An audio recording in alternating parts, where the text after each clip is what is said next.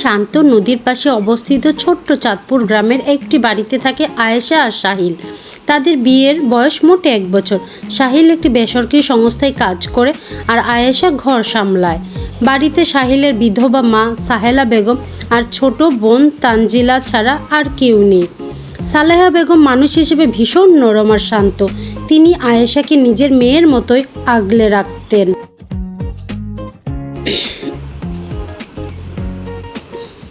একদিন সকালে আয়েশা রান্নাঘরে চা তৈরি করছিল। এমন সময় সালেহা বেগম সেখানে এলেন। বৌমা, তুমি মিছিমিছি কেন চা তৈরি করতে গিয়েছো? আমি তো আসছিলামই। তুমি বরং তানজিলাকে ডেকে দাও, ওর আজ কলেজে পরীক্ষা আছে। মা, তানজিলা উঠে গেছে। আমি কাল বাপের বাড়ি যেতে চাচ্ছিলাম। আসলে মা, আমি ভাবছিলাম আজ একটু বাপের বাড়ি যাব। আম্মা কাল ফোন করে কান্নাকাটি করছিল, আমার নাকি খুব দেখতে ইচ্ছে করছে। আজই যাবে বৌমা? সামনের সপ্তাহে তো সাহিলের জন্মদিন, কত কাজ আছে বাড়িতে, আত্মীয় স্বজন আসবে। তুমি এখন গেলে কাজগুলো কে সামলাবে মা? আর সাহিলও তো তোমাকে ছাড়া একদিনও থাকতে পারে না।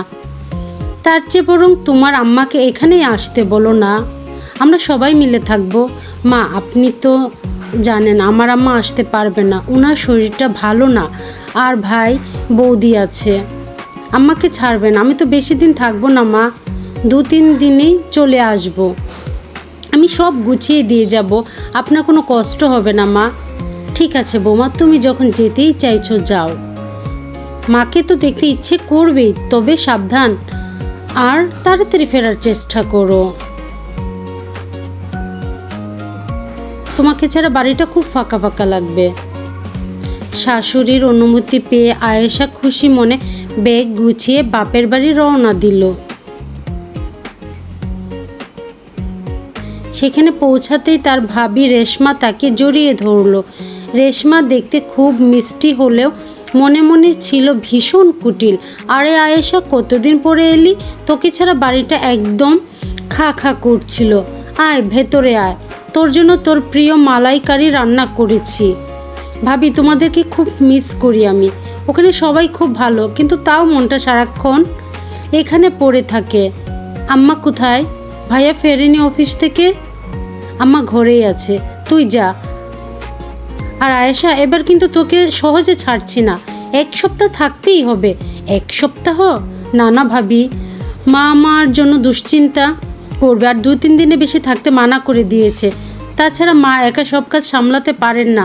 শাশুড়ি কি ভালোবাসা রে মা, সামলাতে পারবে না নাকি তোকে দিয়ে সব কাজ করিয়ে নিতে চান? আয়েশা, তুই বড্ড সরল, তুই বুঝিস না, ওরা তোকে দিয়ে বাড়ির সব কাজ করিয়ে নিচ্ছে আর বাইরে দেখাচ্ছে যে তোকে খুব ভালোবাসে। এটা তো এক ধরনের দাসত্ব। তুমি কি বলছো ভাবি?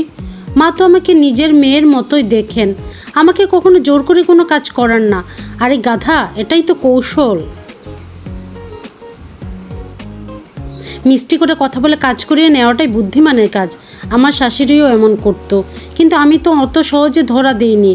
তুই নিজের জীবন নষ্ট করছিস আয়েশা, একটু ভেবে দেখ। তুই বাপের বাড়ি আসছিস, তাতে ওনার আপত্তি। আসলে উনি চান তুই সবসময় বাড়িতে থেকে তুই সব কাজ করে ফেলিস। আয়েশা সরল মনে বিষ ঢুকিয়ে দিল রেশমা। আয়েশা আগে এভাবে কখনো ভাবেনি। শেষে চুপচাপ মায়ের ঘরের দিকে এগিয়ে গেল, কিন্তু তার মনের ভেতর এক ধরনের অশান্তি দানা বাঁধতে শুরু করলো। বিকেলের দিকে সাহিল ফোন করলো আয়েশাকে। আয়েশা, পৌঁছে গেছো? মা বলছিল তুমি নাকি 2 দিন পরেই চলে আসবে। দেখো, তানজিলার পরীক্ষা চলছে, মা একা রান্না করতে পারছেন না। তুমি বরং পরশু সকালেই চলে এসো, আমি তোমাকে নিতে আসবো। তানজিলা তো বড় হয়েছে, ও কি মাকে একটু সাহায্য করতে পারে না? আর আমি কি তোমাদের বাড়ির বেতনহীন কাজের লোক যে 2 দিনও নিজের মায়ের কাছে শান্তিতে থাকতে পারবো না? সাহিল, আমি এখন আসছি না, মা আমাকে 4-5 দিন থাকতে বলেছে। আয়েশা, তুমি হঠাৎ এভাবে কেন কথা বলছো? মা তো কিছুই বলেনি, উনি শুধু তোমার কথা ভাবছিলেন। আচ্ছা ঠিক আছে, তোমার যখন মন চাইছে থাকো, রাগ করো না। ফোনটা কেটে দেওয়ার পর আয়েশার মা মরিয়ম সেখানে এলেন। মরিয়ম বেগমও রেশমার কথা কী রে আয়েশা, সাহিল ফোন করেছিল, নিশ্চয়ই তাড়াতাড়ি ফিরতে বলেছে। দেখলি তো মেয়েদের শ্বশুরবাড়ি মানেই পর বাড়ি, ওখানে শুধু তুই একটা কাজের মেশিন, তোর শরীর দেখ শুকিয়ে কেমন হয়ে গেছিস তুই।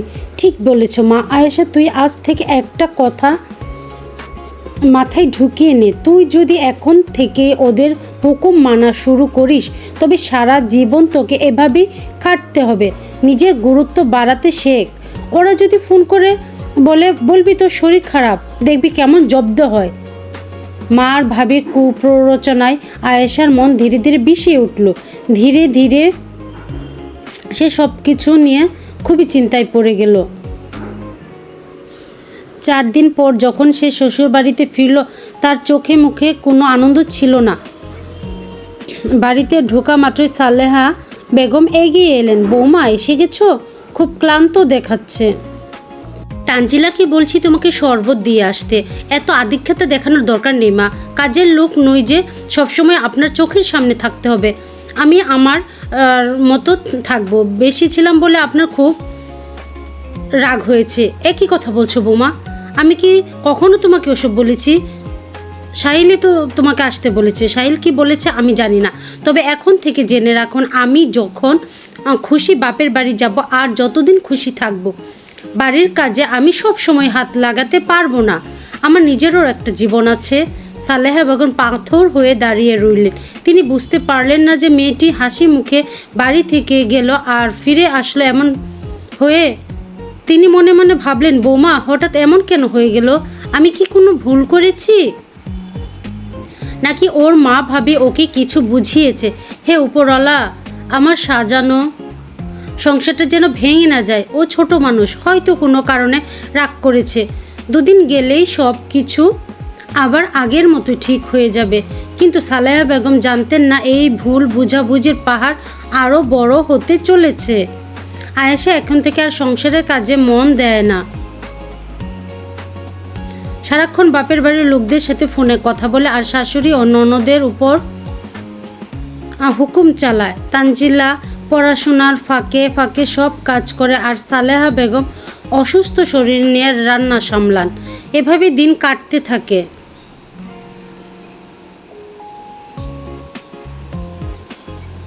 একদিন সকালে সালেহা বেগমের প্রচণ্ড জ্বর এসেছে। তিনি বিছানা থেকে উঠতে পারছেন না। তানজিলা রান্নাঘরে চা বানাচ্ছিল। এমন সময় আয়েশা সেখানে এসে উপস্থিত হলেন। তানজিলা, মা কোথায়? আমি কাল রাতেই বলেছিলাম আমার এই সিল্কের শাড়িটা আজ ধুয়ে দিতে।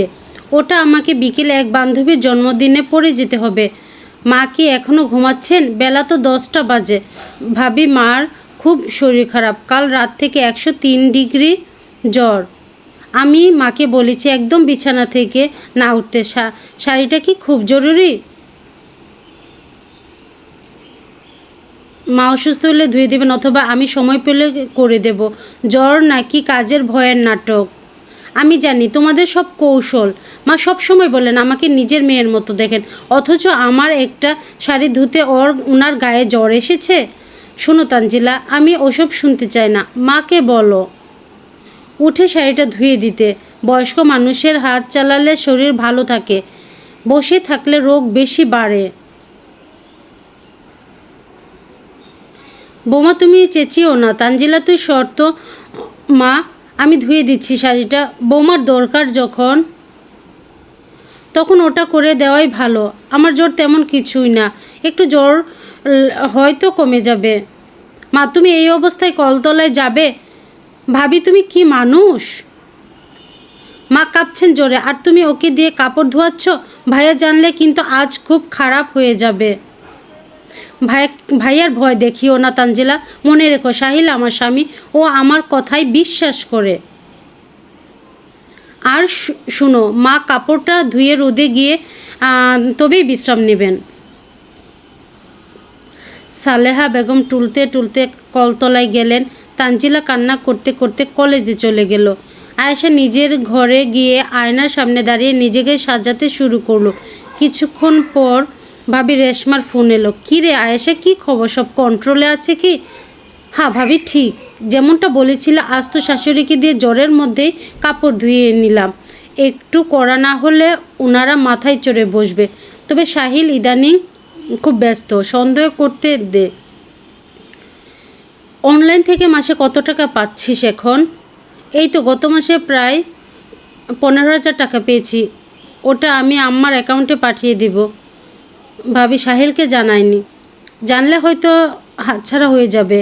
সাহিলের টাকায় সংসার চলবে, আর তোর টাকা থাকবে তোর নিজের আর আমাদের জন্য। দেখবি এভাবে চললে ভবিষ্যতে তোকে কারো কাছে হাত পাততে হবে না। আর শোন, যদি সাহিল বেশি ঝামেলা করে তবে একটু কান্নাকাটি করবি আর আমাদের বাড়িতে চলে আসবি, আমরা তো আছি। আয়েশা মনে মনে নিজেকে খুব বুদ্ধিমতী ভাবছিল, কিন্তু সে জানতো না রেশমা তার উপার্জনের টাকা দিয়ে গয়না বানাচ্ছে এবং তাকে আরও প্ররোচিত করছে।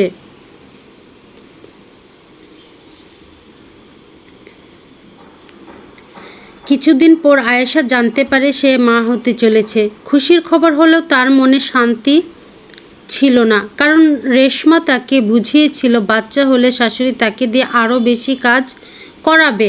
একদিন বিকেলে সাহিল অফিস থেকে ক্লান্ত হয়ে বাড়ি ফিরে দেখলো ঘরবাড়ি অগোছালো। সাহেলা বেগম রান্নাঘরে বসে কাঁদছেন। সাহিল দ্রুত সেখানে গেল। মা, কি হয়েছে? তানজিলা, মা কাঁদছেন কেন? আর আয়েশা কোথায়? ভাইয়া ভাবে আজ মাকে খুব অপমান করেছে। মা শরীরটা কয়েকদিন ধরেই ভালো নেই। আজ ভাবি মাকে দিয়ে সারা ঘর মুছাতে চেয়েছে। মা পারেনি বলে ভাবি বলেছে এই বাড়িতে খেতে হলে কাজ করতেই হবে, এখানে কারো অন্য ধ্বংস করা চলবে না। ভাইয়া, মা তো আমাদের জন্য সারা জীবন খেটেছেন, আজ কেন এমন কথা শুনতে হচ্ছে মাকে?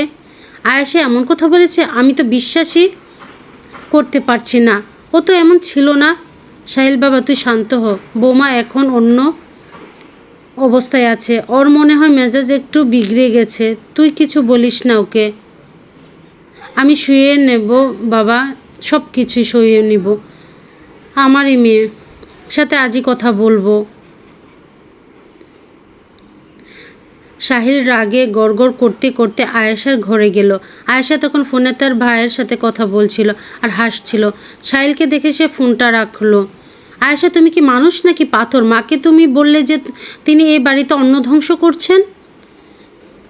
তুমি কি ভুলে গেছো এই বাড়িটা আমার বাবার তৈরি, আর এই মাই তোমাকে হাসি মুখে বরণ করে নিয়েছিলেন। ও তো তোমার বোন আর মা। শোনো সাহিল, আমি এখন গর্ভবতী, আমার একটু বাড়তি যত্ন দরকার। আমি যদি আমার অধিকারের কথা বলি তবে সেটা তোমার কাছে অপমান মনে হয়। অধিকার মানে কি আয়েশা? অসুস্থ মাকে দিয়ে ঘর মোছানো কি তোমার অধিকার? তানজিলা পড়াশোনা করবে নাকি তোমার সব কিছু কাজ করে দিবে? আমি দেখছি তুমি দিন দিন এমন কেমন জানি হয়ে যাচ্ছ। আমার বাপের বাড়ি নিয়ে কথা বলবে না, ওরা আমায় খুব ভালোবাসে। তোমার মতো স্বার্থপর নয়। তুমি তোমার মা আর বোনকে নিয়ে থাকো। আমি আজই আমার বাপের বাড়িতে চলে যাব। দেখি আমাকে ছাড়া তোমার সংসার কিভাবে চলে। যেতে চাও যাও। যে মেয়ে তার শাশুড়িকে সম্মান দিতে জানে না তাকে আমারও কোনো প্রয়োজন নেই। আমার বাচ্চা আমার মার কাছেই মানুষ হবে। তোমার মতো দজ্জাল মায়ের কাছে আমি আমার সন্তানকে ছাড়ব না। ও তাই, তোমার সন্তান? এটা আমার শরীর থেকে জন্ম নেবে, এর উপর আমার অধিকার সবার আগে। আমি আজই চললাম। আম্মা ভাবি আগেই বলেছিল যে তোমরা আমাকে চাকরানি বানিয়ে রাখতে চাও, আজ তার প্রমাণ পেলাম। আয়েশা জেদ করে কাপড় গুছিয়ে নিল। সালেহা বেগম অনেক চেষ্টা করলেন তাকে আটকানোর জন্য, কিন্তু আয়েশা একবারও পিছু ফিরে তাকালো না। সে তার বাপের বাড়িতে গিয়ে উঠল। সেখানে রেশমা আর মরিয়ম বেগম তাকে রাজকীয় অভ্যর্থনা জানালো। হে আয়েশা, তুই ঘরে গিয়ে আরাম কর। সাহিল যখন বুঝবে যে তোকে ছাড়া ওর লাইফ জিরো, তখন সে তোর কাছে মাফ চাইতে আসবে। আর তোর ওই টাকাগুলো থেকে এবার একটা বড় অংশ দিস, ডিপোজিট করতে হবে তোর বাচ্চার নামে। হ্যাঁ ভাবি, তুমি যা বলবে তাই হবে। এই তো কাল 5,000 টাকা দেব। তোমরা আছো বলে আমি আজ বেঁচে গেলাম। আয়েশা মনে করলো সে স্বর্গে এসেছে। কিন্তু কয়েক সপ্তাহ যেতে না যেতে পরিস্থিতি বদলাতে শুরু করলো। আয়েশা লক্ষ্য করলো তার জমানো টাকা যখনই শেষ হয়ে যাচ্ছে রেশমার ব্যবহার পাল্টে যাচ্ছে। একদিন সকালে আয়েশা দেখলো তার ঘরে কোনো নাস্তা আসেনি। সে রান্নাঘরে দিকে গেল। ভাবি, আমার চা কই? আর আজ ব্রেকফাস্টে কিছু করোনি? আমার খুব খিদে পেয়েছে। আরে আয়েশা, বাড়িতে চাল ডাল ফুরিয়ে গেছে, তোর ভাইয়ের বেতন হতে এখনও দেরি। তুই তো কয়েকদিন ধরে কোনো টাকা দিচ্ছিস না। অনলাইন কাজটা কি বন্ধ নাকি? টাকা না থাকলে কি আমরা বাতাস খাবো? নিজের বাচ্চার জন্য কিছু টাকা তো বের কর। ভাবি, কাজটা একটু কম চলছে এখন। আর আমি তো গত সপ্তাহেই 10,000 টাকা দিলাম, সব শেষ হয়ে গেল। 10,000-এ আজকাল কি হয়? বাড়িতে মাছ আনতে হয়, ওষুধ কিনতে হয়। তোর মা তো সারা মাস তোমার আর আমার আপকামিং বাচ্চার সেবা করে যাচ্ছে। এখন টাকা নেই বললে কি চলবে? কাজ করো, টাকা আনো, আমাদের উপর বোঝা হয়ে থেকো না। বুঝা? তুমি আমাকে কি বলছো এগুলো? আম্মু, তুমি কিছু বলছো না কেন? বোমা মিথ্যে বলে নিয়ে আয়েশা, তুই আসার পর থেকে খরচ দ্বিগুণ হয়ে গেছে। সাহিল তো একবারও কোনো টাকা পাঠালো না। তুই যখন ওর স্ত্রী তখন ওর থেকে টাকা আদায় কর। শুধু শুধু আমাদের ঘাড়ে বসে খেলে ভাইয়া কতদিন টানবে? আয়েশা সব কিছু বুঝতে পারলো। সে বুঝলো বাপের বাড়ির লোকদের কাছে তার মূল্য শুধু তার উপার্জনের টাকা। তারা তাকে ভালোবাসে আনেনি, এনেছে টাকার লোভে। রেশমা সরিয়েছে যাতে তার সব টাকা হাতে নিতে পারে।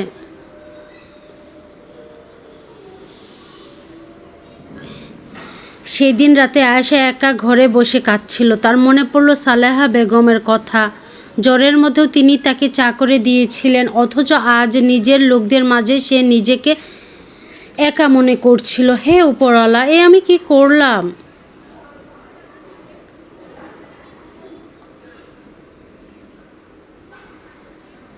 একদিন দুপুরে আয়েশা দেখলো তার জন্য রাখা হয়েছে শুধু এক বাটি ডাল আর শুকনো ভাত, অথচ রেশমা আর তার ভাই আসাদ ঘরে বসে ইলিশ মাছ খাচ্ছে। আয়েশার চোখ ফেটে জল এলো। আম্মা, আমাকে কি একটু মাছ দেবে না? ডাক্তার বলেছে আমার এখন ভালো মন্দ খাওয়া দরকার, তাছাড়া আমার শরীরটা খুব দুর্বল লাগছে। মাছ তো অল্প ছিল রে আয়েশা, তোর ভাই আর বৌমা খাচ্ছে, ওদের তো শরীর খাটাতে হয়। তুই তো সারাদিন শুয়ে থাকিস। আর শোন, তোর ভাই বলছিল সাহিলকে একবার ফোন কর। ওকে বাচ্চাটার কোনো দায়িত্ব নেবে না? আমাদের পক্ষে তো আর সম্ভব হচ্ছে না তোর খরচ টানা। ঠিকই তো, বাপের বাড়ি কি ধর্মশালা? মাস গেলে কোনো টাকা নেই। অথচ আয়েশা, তোর ল্যাপটপের ওই কাজটা আবার শুরু কর না। টাকা না এলে কিন্তু সামনের মাসে তোর ওষুধের খরচ আমরা দিতে পারবো না। আসাদকে আজ বলেছি তোর চেকআপের জন্য নিয়ে যেতে, ও তো সাফ মানা করে দিল। বলল বউ সেখানকার সেখানেই যাক। ভাবি, তোমরা আমায় এভাবে বলতে পারছো? আমি যখন টাকা দিতাম তখন তো তোমরা আমায় মাথায় করে রাখতে। আজ আমার কাজ নেই বলে আমি তোমাদের কাছে বোঝা হয়ে গেলাম? আম্মা, তুমিও কি তাই মনে করো? পরিস্থিতির কাছে আমরা সবাই অসহায় রে আয়েশা। নিজের ঘরে ফিরে যাওয়াটাই বুদ্ধিমানের কাজ হবে। আয়েশা স্তব্ধ হয়ে নিজের ঘরে ফিরে গেল। সে বুঝতে পারলো তার নিজের রক্তের মানুষগুলো তাকে কত সহজে ছুঁড়ে ফেলে দিল।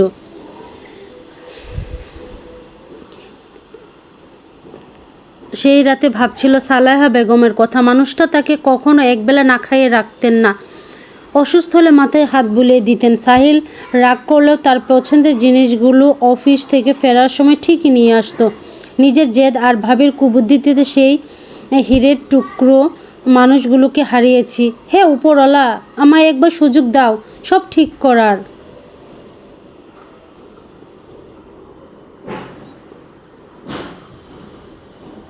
পরের দিন সকালে আয়েশা কারো অনুমতি না নিয়ে কয়েকটা কাপড় নিয়ে বাড়ি ছেড়ে বেরিয়ে পড়ল।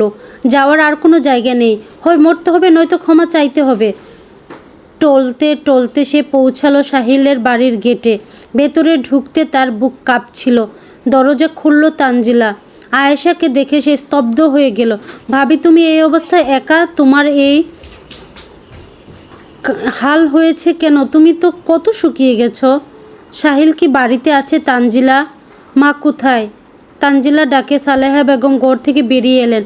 আয়েশা দেখে ওনার হৃৎপিণ্ড যেন থমকে গেল। আয়েশার সাথে সাথে সালেহা বেগমের পায়ে লুটিয়ে পড়ল। মা, আমায় ক্ষমা করে দিন মা, আমি খুব বড় ভুল করেছি, আমি আপনাদের চিনতে পারিনি।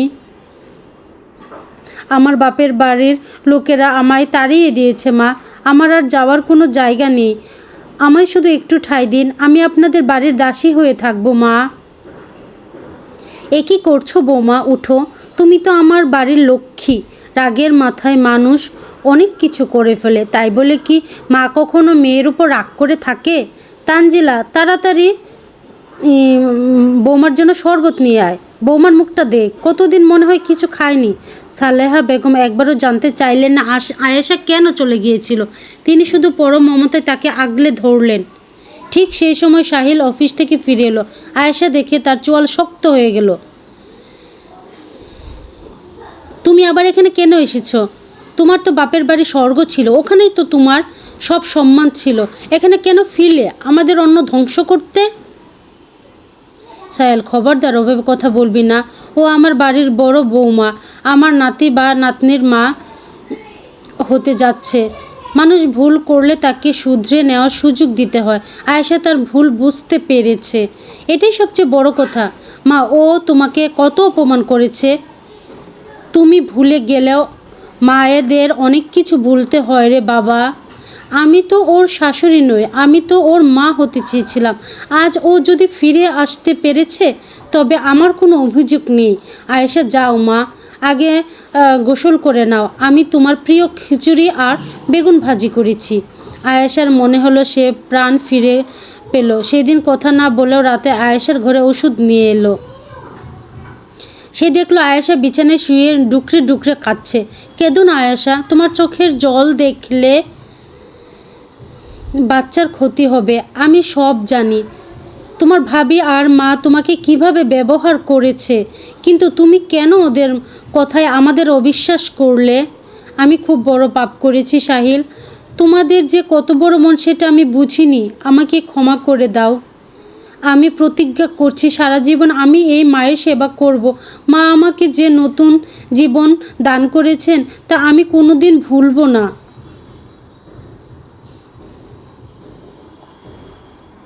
এর কয়েক মাস পর আয়েশার এক ফুটফুটে পুত্র সন্তান হলো। সালেহা বেগম নাতিকে কুলে নিয়ে আনন্দে মেতে উঠলেন। আয়েশা এখন পুরোপুরি বদলে গেছে, সে এখন সংসারের সব দায়িত্ব সামলায়। একদিন আয়েশার মা আর ভাবি সাহিলের বাড়িতে এলো। আরে আয়েশা, দেখ তোর ছেলের জন্য কি সুন্দর একটা জামা এনেছি, আমরা তো তোকে খুব মিস করছি। তুই হুট করে চলে এলি, আমার ছেলের জন্য জামা আনার দরকার নেই, আমি সব বুঝতে পারছি। তোমরা কেন এসেছ আমি জানি, সাহিলের টাকা বা আমার কষ্টার্জিত টাকা আর একটি কান্না করিও তোমাদের সংসারে যাবে না। আমার পরিবার এখন এই মা, সাহিল আর আমাদের সন্তান আর তানজিলা। আমার মনে বিষ ঢুকিয়ে দিয়েছিলে, তোমরা আসতে পারো। আয়েশার এমন কড়া জবাব শুনে রেশমা আর তার ছেলের বউ চুপচাপ চলে গেল। আজ সত্যি আয়েশা জয়ী হলো। সে বুঝলো রক্তের সম্পর্ক সবসময় সঠিক হয় না, আপন হয় তারা নিঃস্বার্থভাবে বিপদে পাশে দাঁড়ায় যারা। সালেহা বেগমের স্নেহ আর সাহিলের ক্ষমায় আয়েশার ভাঙা সংসার আবার জোড়া লাগলো। তখন আয়েশা মনে মনে বুঝলো এটাই আসল শান্তি।